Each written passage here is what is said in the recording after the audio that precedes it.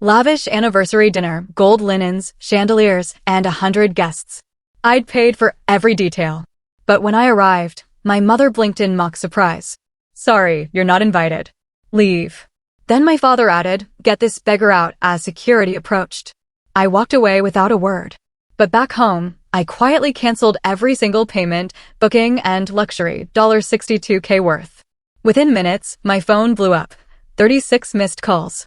And then a knock on the door. I opened it to see my father, panicked, breathless. But I just smiled.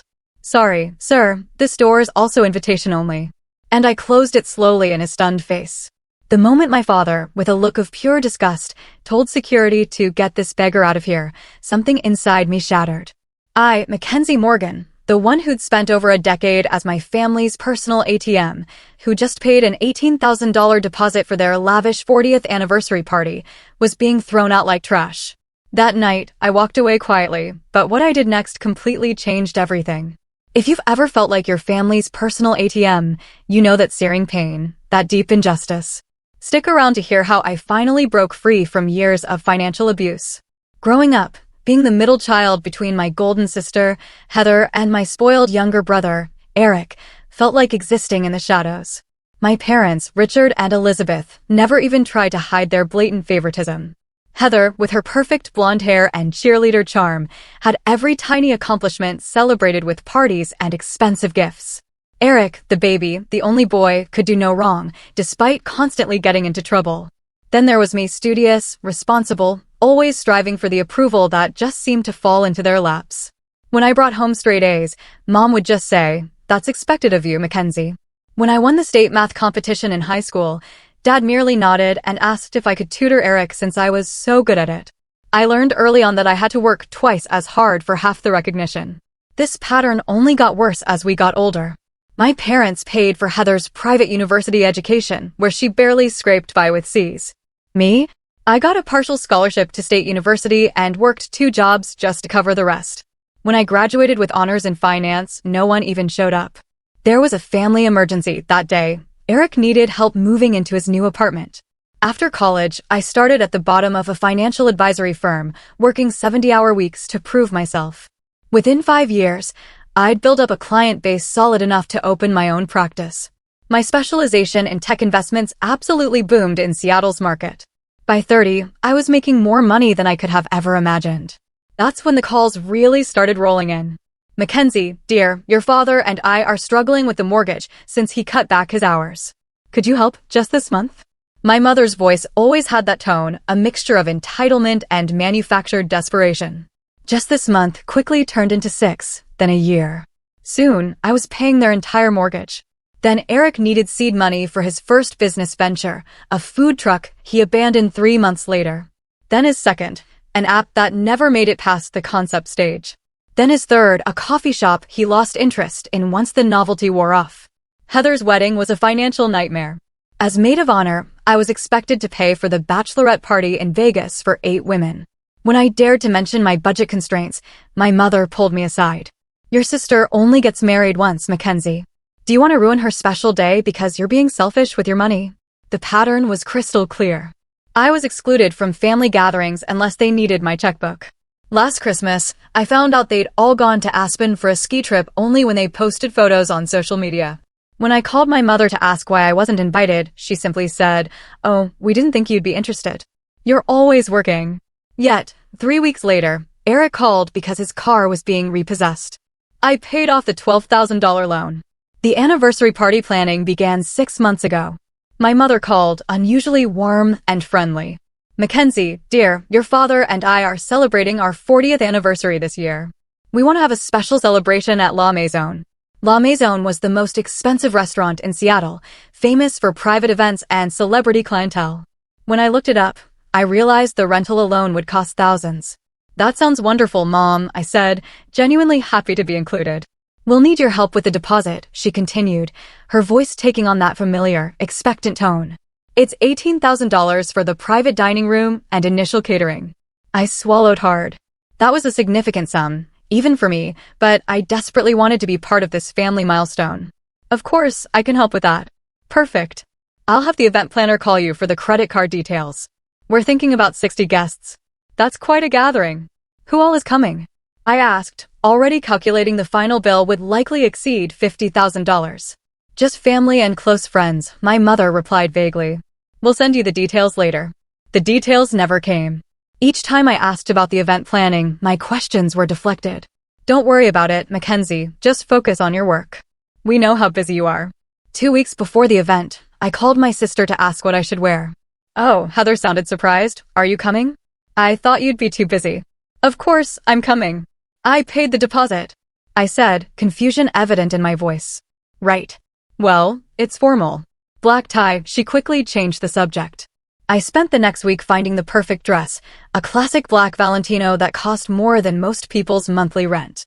I bought a set of matching Patek Philippe watches for my parents, knowing my father had always admired the brand but claimed it was too extravagant. The gift cost $5,000, but I wanted to see their faces when they opened it.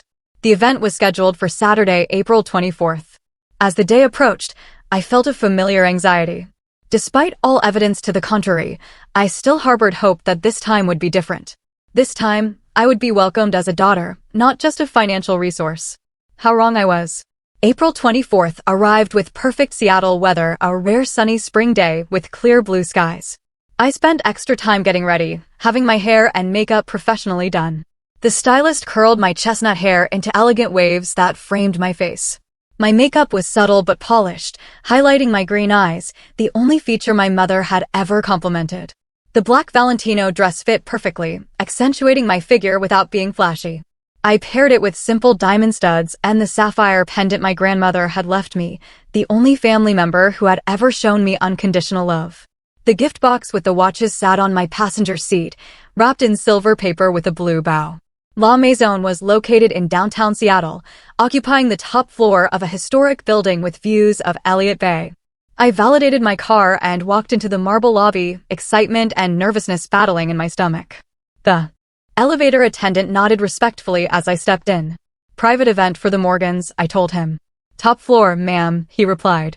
When I reached the restaurant's entrance, a hostess in a sleek black uniform greeted me. The space behind her was transformed with elegant floral arrangements and soft lighting. I could hear the murmur of conversation and gentle classical music. Good evening. I'm here for the Morgan anniversary celebration, I said with a smile. She glanced down at her tablet, scrolling through what I assumed was the guest list. Her brow furrowed slightly. Your name, please? Mackenzie Morgan. I'm Richard and Elizabeth's daughter. She scrolled again, looking increasingly uncomfortable. I'm sorry, I don't see your name on our list. My smile faltered. There must be a mistake. I'm their daughter. I actually paid the deposit for this event. The hostess gave me an apologetic look. Let me check with the event coordinator. As she stepped away, I caught glimpses of the celebration through the partially open doors. The room was beautifully decorated with white roses and silver accents. I recognized my Uncle Thomas laughing with a glass of champagne. My cousin Rebecca was taking photos near a large anniversary cake. Everyone was dressed elegantly, exactly as I had been told. The hostess returned with a woman in a tailored suit who introduced herself as the event coordinator. Miss Morgan, I understand there's some confusion. Your name isn't on our approved guest list. That's impossible. I insisted, my cheeks beginning to flush with embarrassment. I'm their daughter. I paid the $18,000 deposit for this event. She nodded uncomfortably. Yes, we have record of your payment. However, the final guest list was approved by Mr. and Mrs. Morgan personally, and you're not on it. Perhaps there was a miscommunication. People were starting to look our way. I clutched my gift tighter, trying to maintain my composure. May I speak with my parents, please? I'll see if they're available, she replied, disappearing through the doors. I stood in the lobby, acutely aware of being watched by the restaurant staff. Minutes ticked by. I saw more family members arrive. Heather and her husband with their 2 children, all dressed impeccably. She saw me waiting in the lobby, but quickly averted her eyes, hurrying past without acknowledgement. Eric arrived next with his latest girlfriend. He, at least, had the decency to look embarrassed when he spotted me, mumbling something to his date before they were quickly ushered inside. After 15 excruciating minutes, the doors opened again. Instead of the event coordinator, my parents emerged. My mother looked stunning in a silver gown, her blonde hair perfectly styled. My father was distinguished in his tuxedo, a crystal champagne flute in his hand. Mackenzie, my mother said, her voice low and irritated, What are you doing here? I stared at them in disbelief. What do you mean? It's your anniversary celebration. I paid for it. My father glanced around, clearly concerned about making a scene. We appreciate the financial contribution, but this is a family-only event. The words hit me like a physical blow. I am family. I'm your daughter. You know what we mean, my mother sighed impatiently. This is for people who are actually involved in our lives. We didn't think you'd actually come. You're always working. I held out the gift box, my hand trembling slightly. I bought you something special. My mother didn't even look at it. You can send it later. This isn't a good time. Behind them, I could see curious faces watching the exchange. My Aunt Catherine looked concerned. Heather was whispering to her husband. Eric was studiously avoiding the scene. I don't understand, I said, my voice breaking slightly. I paid for this party. How can I not be welcome at it? My father's expression hardened. He set his champagne glass on a nearby table and gestured to someone behind him. A security guard in a dark suit approached. Please remove this woman, my father said coldly. She's disturbing our private event. The security guard looked uncomfortable but stepped forward. Ma'am, I'll have to ask you to leave. I couldn't believe what was happening. Dad, you can't be serious. His next words would burn in my memory forever. Get this beggar out of here. Beggar. The word echoed in my head as the security guard gently but firmly took my elbow. I'm sorry, ma'am, he murmured, clearly embarrassed by the situation. I need to escort you out. I was too shocked to resist. As I was led toward the elevator, I could feel dozens of eyes on my back. The beautiful gift box was still clutched in my hand. The last thing I saw before the doors closed was my mother returning to the party, already laughing at something someone had said, as if her middle child hadn't just been publicly humiliated and ejected. The elevator ride down was silent. The security guard avoided eye contact. When we reached the lobby, he released my arm. Your car, ma'am, he asked quietly. I can find it myself, I managed to say, my voice barely audible. I walked through the lobby on wobbly legs, aware of the curious glances from the staff and other restaurant patrons. My face burned with humiliation. The valet brought my car without comment, though I could swear I saw pity in his eyes as he handed me the keys. I placed the gift box carefully on the passenger seat, started the engine, and drove away from La Maison, away from the family that had just made it abundantly clear that my only value to them was financial. The drive home passed in a blur. My vision tunneled as I navigated through downtown Seattle on autopilot. At one point, I nearly sideswiped a car when changing lanes, the angry honk barely registering through my shock. Beggar. The word kept replaying in my mind, my father's disgusted face accompanying it like a terrible slideshow. I somehow made it to my apartment building in Queen Anne, a modern high-rise with views of the Space Needle. I'd purchased the condo 2 years ago, a personal milestone I'd celebrated alone with a bottle of champagne. My family had never visited, despite numerous invitations. In the parking garage, I turned off the engine and sat in silence. The carefully wrapped gift box mocked me from the passenger seat. The expensive dress suddenly felt constricting. The professional makeup, a mask. For several minutes, I just breathed, trying to process what had happened. When the first sob broke free, it startled me with its intensity. Then another came, and another, until I was gasping for air between violent cries. My carefully applied makeup streamed down my face as years of rejection crystallized into this one devastating moment. I don't know how long I sat there, but eventually my phone rang. The screen showed my best friend Jordan's name. With shaking hands, I answered. Hey, Mac. How's the fancy party? Are they treating you like the princess you are for once? Her cheerful voice was jarring against my emotional state. They kicked me out, I whispered, my voice raspy from crying. What? I can't hear you. The connection's bad. They had security remove me. I said louder, a fresh sob punctuating the sentence. Wait, what? Jordan's shock came through clearly. Where are you right now? In my car. Parking garage. Stay there. I'm coming over. 20 minutes, tops. True to her word, Jordan arrived in record time. When she saw me, still sitting in my car, mascara streaked down my face, she opened the passenger door, moved the gift box, and pulled me into a fierce hug. Tell me everything, she demanded. So I did, the words pouring out between fresh bouts of tears. The guest list exclusion, my parents' cold dismissal, the security escort, the beggar comment. Jordan listened, her expression transitioning from shock to outrage. Those entitled, manipulative, soul-sucking vampires, she finally spat when I finished. Mac, this is beyond dysfunctional. This is abuse. They're my family, I said weakly, the default response I'd used to justify their behavior for years. No, Jordan said firmly. Family doesn't treat each other like ATMs. Family doesn't publicly humiliate each other. Family doesn't take and take and take without giving anything back. We made our way up to my apartment, where Jordan helped me out of the designer dress and into comfortable clothes. She removed my ruined makeup while I sat numbly on the edge of my bathtub. Then she poured us both large glasses of wine and ordered delivery from my favorite Thai restaurant. You know the worst part? I said, staring into my wine glass. I have records of everything I've ever given them. Every loan, every gift, every bill paid. I keep meticulous financial records. It's literally my job. But I've never had the courage to add it all up. Maybe it's time, Jordan suggested quietly. I nodded, reaching for my laptop. While we waited for the food, I opened my personal finance tracking software. I had a special category labeled Family Support that I had been faithfully documenting for years. With a few clicks, I generated a report. The total made us both gasp. $327,845.38. Oh my God, Mac, Jordan whispered. That's a house. That's multiple college educations. That's retirement savings. I scrolled through the itemized list, memories attached to each entry, Eric's failed businesses, Heather's wedding and subsequent home renovation, my parents' mortgage payments during the rough patches that somehow never ended, medical bills, car payments. Luxury vacations I wasn't invited to join. And that doesn't even include tonight's deposit, I said hollowly.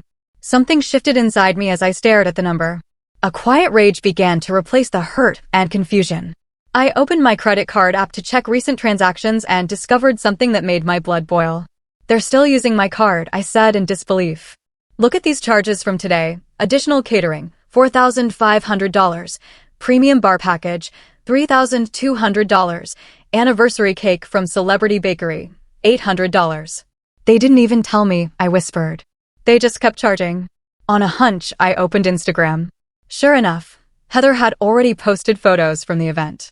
One showed my parents cutting the elaborate cake I had unknowingly paid for. The caption read, celebrating 40 years of the perfect love story with our tight-knit family. So blessed to have parents who taught us what unconditional love truly means. I scrolled through more photos. One showed Eric presenting my parents with what appeared to be plane tickets. His caption, Alaska cruise for the anniversary couple. Can't wait to hear about your adventures. The cruise I had booked and paid for 3 months ago, presented as his gift. Another photo showed Heather's husband raising a toast to Richard and Elizabeth and the wonderful family vacation they're hosting for all of us in Disneyland next month. The Disneyland trip I had arranged and funded as a surprise for my niece and nephew, now being claimed by others. They're taking credit for my gifts, I said, my voice strangely calm now. They're using my money to buy themselves adoration. Jordan looked at the phone, then at me. What are you going to do? I closed the laptop and set down my wine glass. The hurt was still there, but now it was crystallizing into something harder, more resolute. I'm done being their ATM. I slept surprisingly well that night, as if my body needed to shut down and process the trauma. When I woke up the next morning, the events of the previous night came flooding back, but the overwhelming emotion had been replaced by something else, determination. I showered, made coffee, and sat at my kitchen island with my laptop. It was Sunday, so my office was closed, but I texted my assistant Chloe, who had been with me for 5 years and knew more about my family situation than anyone except Jordan. Need your help with something personal. Can you come by my apartment around 10? She replied immediately. Of course. Everything okay? It will be, I wrote back. While waiting for Chloe, I created a new spreadsheet. This one wasn't just a record of past transactions, but a comprehensive list of all current and future financial commitments I had made to my family. $18,000 anniversary party deposit at La Maison, already paid. $22,000 for Alaska cruise anniversary gift, paid, scheduled for June. $9,000 for Heather's family trip to Disney, paid, scheduled for May. $15,000 business loan to Eric, funds transferred but not yet used. $8,000 country club membership renewal for parents, due next week, total current. Obligations, $62,000. I stared at the number. That was more than many people made in a year, and it represented just the current commitments, not the hundreds of thousands already spent. When Chloe arrived, her eyes widened at my appearance. Despite the shower and coffee, I clearly looked rough. What happened? She asked, setting down her laptop bag. I told her everything, keeping my voice steady and factual. Chloe had witnessed many phone calls from my family over the years, always about money, always urgent. She had seen me drop everything to wire funds or make calls on their behalf. But even she was shocked by the anniversary party story. "That's beyond cruel," she said when I finished. "What do you need from me?" "I need to know my legal position on these financial commitments," I said, showing her the spreadsheet. "What can I cancel? What am I legally obligated to follow through on?" Chloe, efficient as always, got to work. She called a lawyer friend who specialized in family law and put him on speaker. Without using names, she outlined the situation. "The deposit for the event that already occurred is gone," the lawyer advised. "But reservations for future events that were made with your credit card are different. You have every right to cancel those, especially if there was no written agreement that these were gifts." "And the business loan?" I asked. "If the money hasn't been used and there was no formal loan agreement, you can recall those funds. It would be different if it had been clearly documented as a gift." "None of it was documented," I said. "That was by design. They always kept things verbal." After the call ended, Chloe looked at me. "What's the plan, boss?" "I'm going to cancel everything," I said firmly. "Every reservation, every payment, every future commitment. And I'm going to document exactly how much I've given them over the years so when they inevitably come asking for more, I have a clear record to show." "They'll be furious," Chloe warned. "I know," I said quietly. "But I can't keep doing this. Last night made it clear that no amount of money will ever buy their love or respect. I've been trying to purchase a place in their family that they have no intention of giving me." Together, Chloe and I expanded the spreadsheet to include all historical transactions. We categorized them by family member, by year, and by type of expense. We calculated interest that would have accrued had these been formal loans. We estimated the opportunity cost of these funds had they been invested in my standard portfolio. The final document was staggering. Over $320,000 in direct payments, nearly $80,000 in estimated lost investment returns. Over $400,000 total. "I could have bought a vacation home," I whispered, staring at the number. "I could have funded an entire charitable foundation." "You still can," Chloe reminded me, "once you stop the bleeding." We set up email notifications for when the cancellations would be processed. I knew the fallout would be swift and severe. My family would not take this financial cutoff lightly. "Are you ready for their reaction?" Chloe asked as we finished our preparations. I hesitated for a moment. The familiar guilt and obligation surfaced. Images flashed through my mind, my mother's tears, my father's anger, my siblings' accusations. The family bonds, however dysfunctional, that had defined my entire life. Then I remembered standing in that restaurant lobby, the security guard's grip on my elbow, my father's voice. "Get this beggar out of here." "Yes," I said, my resolve hardening. "I'm ready." Monday morning arrived with a sense of purpose I hadn't felt in years. I had made my decision, and now it was time to execute my plan with the same methodical precision I applied to my professional life. My first call was to La Maison. I asked for the event manager who had handled my parents' anniversary. "Miss Morgan, how can I help you?" she asked, her voice cautious. She clearly remembered the previous night's scene. "I'd like to discuss the charges to my credit card from last night's event," I said calmly. Yes, the final bill came to $23,475, including the additional services requested on site. "The charge will process today." I did not authorize those additional charges, I stated. I approved only the initial $18,000 deposit. Furthermore, I was refused entry to the event despite funding it. There was an uncomfortable pause. "I see. This is unusual. What would you like us to do?" "I will not dispute the initial deposit," I said. "But I want the additional charges canceled immediately, and I'd like the record to show that the remainder of the bill should go to Richard and Elizabeth Morgan directly." "I understand," she said carefully. "And the deposit?" I had considered demanding it back, but something else occurred to me. "Please redirect the deposit as a donation to Seattle Children's Hospital. I'd like the donation to be anonymous. Can you arrange that?" She sounded surprised but pleased. "Yes, we can definitely do that. I'll email you confirmation once it's processed." Next, I called the cruise line. The Alaska voyage was scheduled for June, a 7-day luxury trip I had booked for my parents' anniversary gift. "I need to cancel a reservation," I told the customer service representative. "Booking number AC789542, the Alaska Glaciers Deluxe Package for 2. This is a premium reservation with a strict cancellation policy. There will be a fee." "That's fine," I replied. "Please process the cancellation and refund the remaining amount to my original payment method." And should we notify the travelers of the cancellation? I considered this. No, that won't be necessary. I'll handle that personally. The Disney trip cancellation was next. This one was harder emotionally, as I pictured my niece and nephew's disappointment. They were innocent in all this, but I couldn't separate them from their mother's behavior. Still, I made a mental note to perhaps send them gift cards directly for their birthdays. I need to cancel the Morgan family package at Disney World, May 15th to 20th, I told the Disney representative. Of course. The cancellation fee is 20% of the package price. That's acceptable, I said. For Eric's business loan, I contacted my bank and explained that I needed to freeze the funds in the business account I had set up. Since the account was in my name, with Eric as an authorized user, I had the right to restrict access. The funds haven't been touched yet, the bank manager confirmed. We can freeze the account immediately. Please do, I said, and send me confirmation when it's done. The country club membership renewal was the easiest, a simple call to the membership office. I won't be renewing the Morgan family membership this year. Mr. and Mrs. Morgan have been members for 8 years, the membership director noted. They'll be disappointed. I'm sure they will, I replied, feeling nothing. By noon, all cancellations had been processed. The only thing left was to prepare for the inevitable backlash. I drafted a simple automatic reply for my family's numbers. Financial services permanently discontinued. All inquiries will be directed to this automated response. I scheduled it to activate at 5 p.m., giving the various organizations time to process the cancellations and potentially notify my family. Then I blocked their numbers temporarily, not permanently, as I wanted to see their reactions, but I needed a buffer to prepare myself. That evening, Jordan came over with takeout and wine to provide moral support. It's done, I told her as we sat on my balcony overlooking the Seattle skyline. Everything's canceled. How do you feel? She asked. I considered the question carefully. Lighter.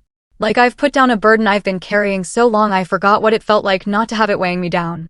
Any regrets? Not about the money, I said honestly. But I'm sad about what this reveals, that after all these years, all these sacrifices, they never really saw me as family, just as a resource. Jordan raised her glass. To your Independence Day. I clinked my glass against hers. To boundaries. We were halfway through dinner when my phone began to vibrate continuously. I had set it to silent but left it face up on the table.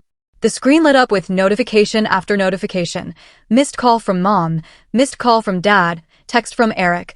What the hell is going on with the business account? Missed call from Mom, voicemail from Dad, text from Heather. The Disney reservation is showing as canceled. Fix this now. Missed call from Mom, missed call from Mom, email from Dad, call immediately. Emergency. The notifications kept coming, increasing in frequency and urgency. Within 20 minutes, I had 36 missed calls. Wow, Jordan said, watching the phone vibrate itself almost off the table. That didn't take long. I felt strangely calm as I watched the digital meltdown. They must have all found out at once. Are you going to respond? I shook my head. Not tonight.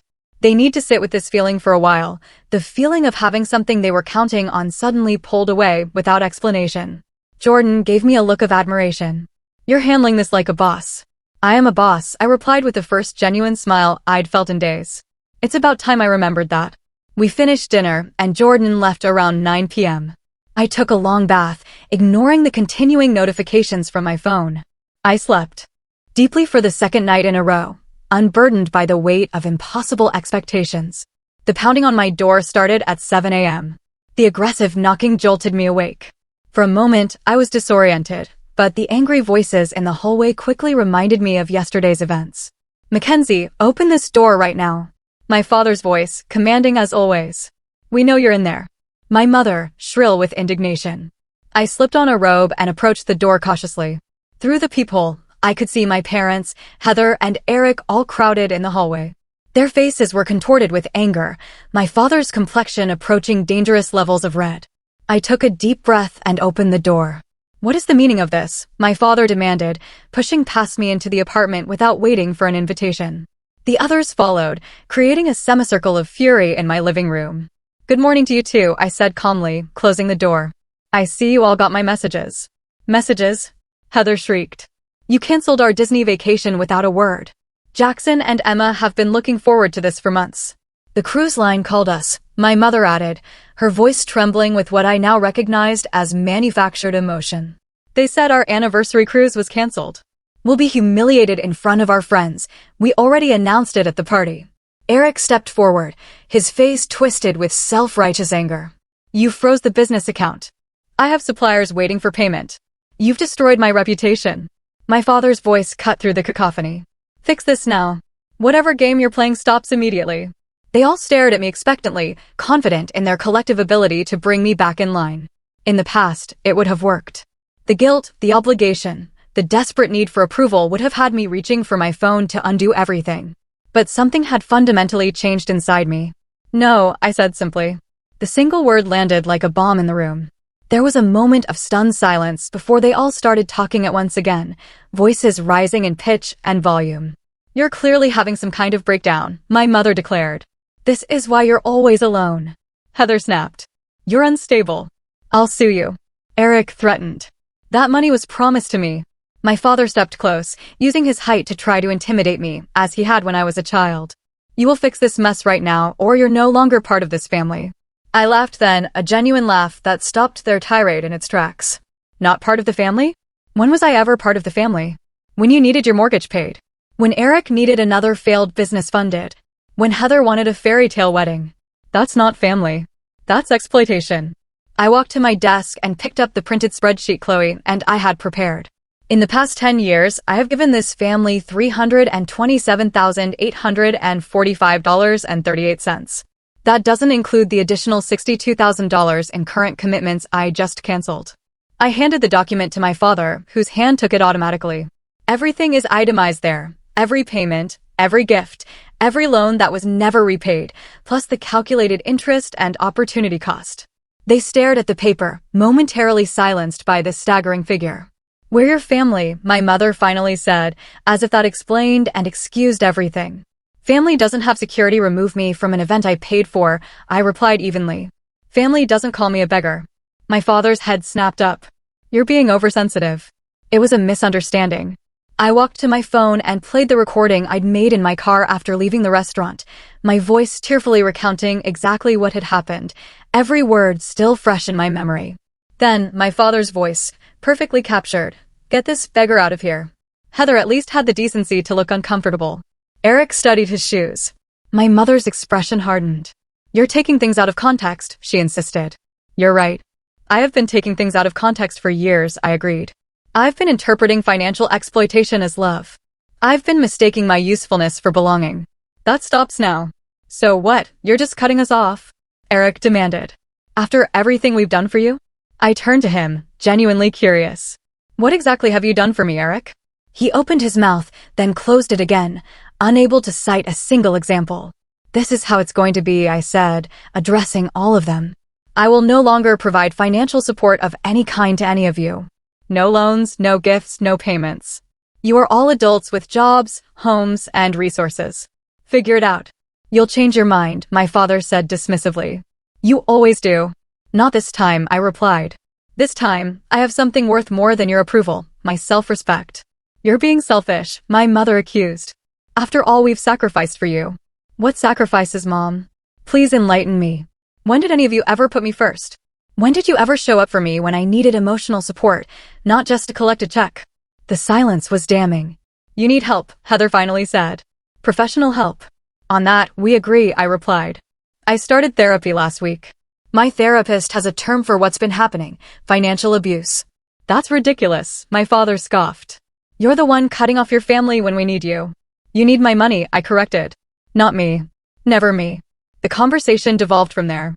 Threats were made, tears were shed. My character, mental health, and moral fiber were all called into question. I remained calm, repeating my position clearly each time they tried to find a crack in my resolve. After nearly an hour of emotional battering, they finally realized I wasn't going to cave. This isn't over, my father declared as they moved toward the door. You'll regret this decision. I already regret the past 10 years, I replied honestly. But I won't regret today. As they filed out, my mother turned back with one final attempt. What will people think when they hear how you've abandoned your family? I don't know, Mom. What did they think when they watched you have security escort me out of a party I paid for? She had no answer for that. After they left, I leaned against the closed door. Expecting to feel devastated, instead I felt strangely peaceful. The confrontation had been ugly but necessary. The threats and manipulation that had worked so effectively in the past now seemed transparent and pathetic. My phone pinged with a text. I braced myself for more family drama, but it was from my cousin Rebecca. I saw what they did to you at the party. It was cruel and wrong. I wanted to say something but was too cowardly. I'm sorry. For what it's worth, I'm proud of you for finally standing up for yourself. It was the first genuine expression of support I'd received from any family member. I texted back a simple, thank you. That means a lot. Perhaps I wasn't completely alone in the extended family after all. It was a small comfort, but real, and reality, however painful, was better than the illusion I'd been living in for so long. 6 months passed like a dream.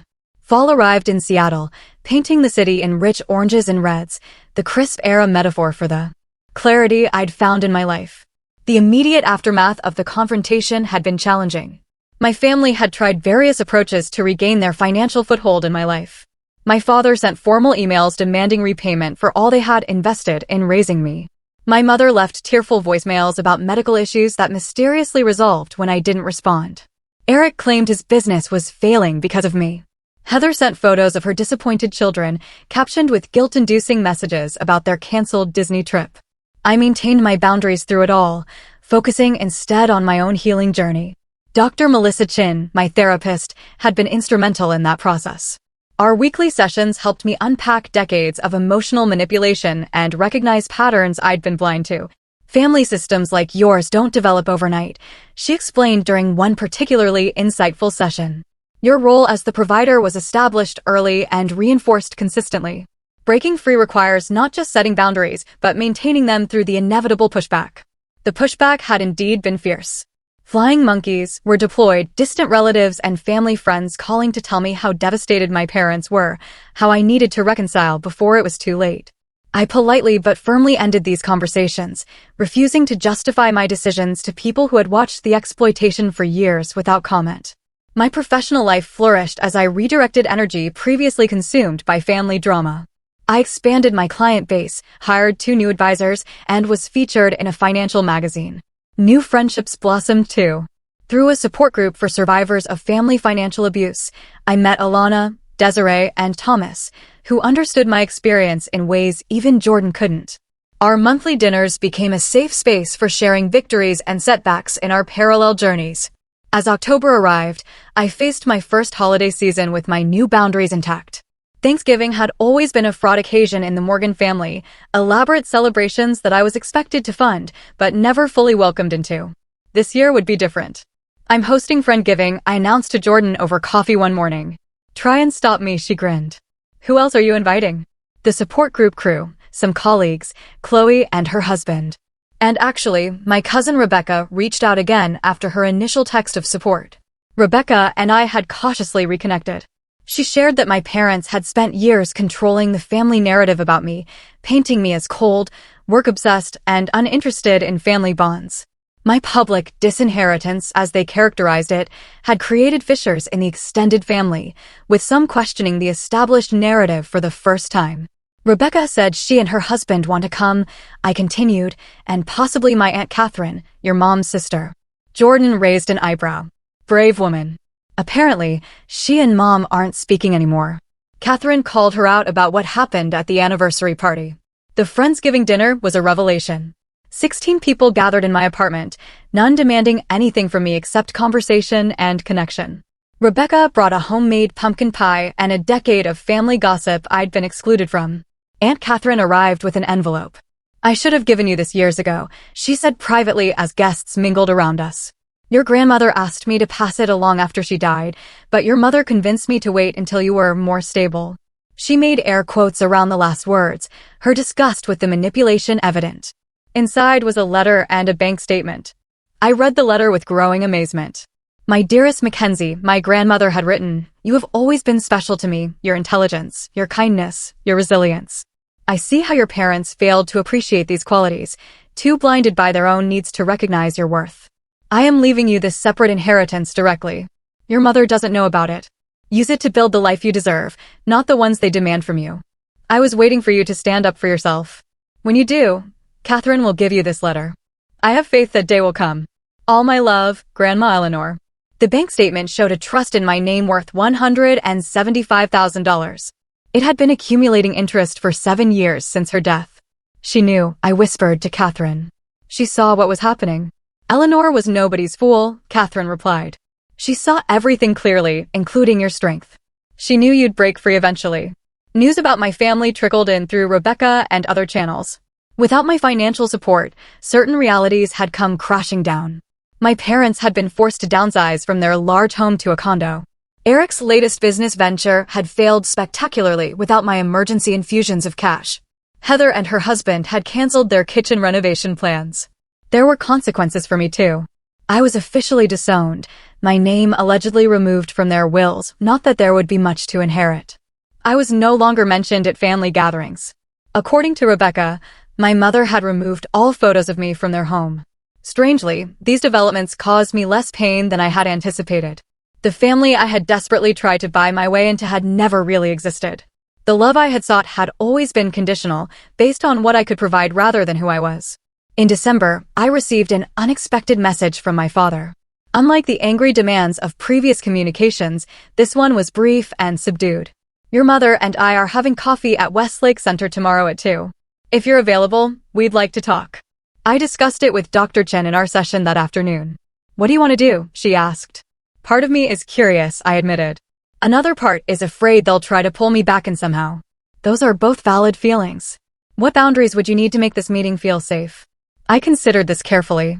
Public place, limited time, no financial discussions. Those sound like healthy boundaries, she nodded. Remember, you can leave at any time if they're not respected. I agreed to the meeting with clear parameters. 30 minutes, no discussion of money, public location only. My parents looked older when I saw them. My father's confident posture diminished, my mother's designer clothes replaced by more modest attire. For a moment, I felt the old pull of guilt and responsibility, but I breathed through it as Dr. Chen had taught me. Thank you for coming, my father said, uncharacteristically subdued.